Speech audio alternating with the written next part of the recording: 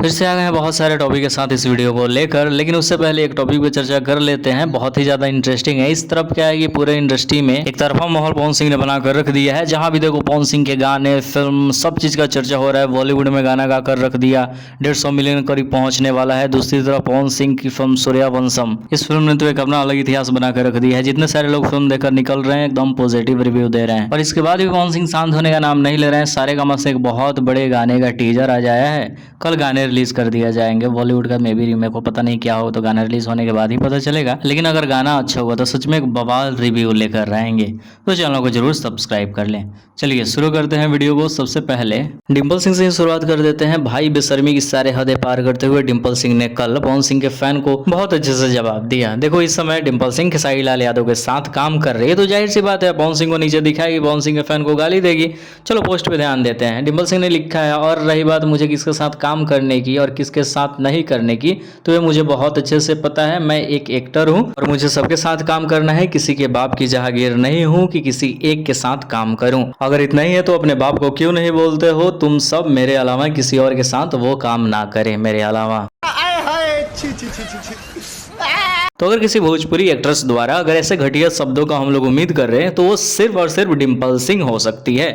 उम्मीद पे खरा उतरी है। और पहली बात क्लियर, अगर यहाँ पे लोग पवन सिंह को बोलते हैं तो पवन भैया बोलते हैं, यहाँ पे बाप कोई नहीं बोलता है। लेकिन डिंपल सिंह अपने IQ लेवल का घटिया इस्तेमाल करते हुए इस चीज को बड़े अच्छे तरीके से देखती है, और पवन सिंह को भैया बोलने से, भैया बोल के सपोर्ट करने से बाप बना सकती है। तो फिर सोचो तुम लोग डिंपल सिंह को हीरोइन क्यों बोलते हो, बहुत अच्छा इतना प्यार क्यों करते हो।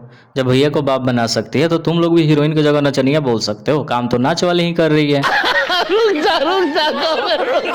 ऐसे ही होता है जब व्हाट्सएप यूनिवर्सिटी से ऑडिशन देकर आया जाता है तब। लेकिन अगर इस टॉपिक पे बात किया जाए तो कम से कम आधा घंटा हम बोल सकते हैं इस टॉपिक पे, सब चीज सच्चाई प्रूफ के साथ दिखा देंगे। लेकिन नहीं, आगे भी बहुत सारे रिकॉर्ड टॉपिक को देखना है। लेकिन इस टॉपिक को ऐसे ही समाप्त नहीं करेंगे, एक इंटरेस्टिंग वीडियो के साथ समाप्त करेंगे।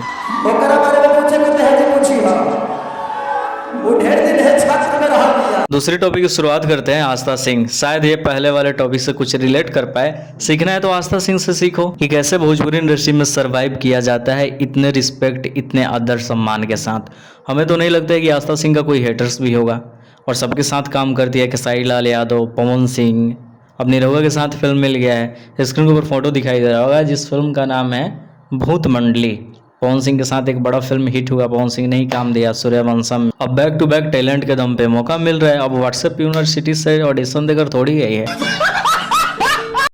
आगे की वीडियो में देखते हैं पवन सिंह की पत्नी ज्योति सिंह, जो सोशल मीडिया पे एक वीडियो शेयर की जिसमें एक बच्चे के साथ नजर आ रही है। बहुत सारे लोग बता देंगे कि पवन सिंह का बेटा है, लेकिन नहीं भाई, छोटी वीडियो सच है। ज्योति सिंह ने पहले ही क्लियर कर दिया है, कैप्शन में लिख दिया है इस वीडियो के, जिसमें लिखा है बेटा और मासी। वरना फेक न्यूज में फंस जाओगे, फंसाने वाले तो बहुत सारे हैं। अब देखो इस वीडियो को ही जरा ध्यान से देखना।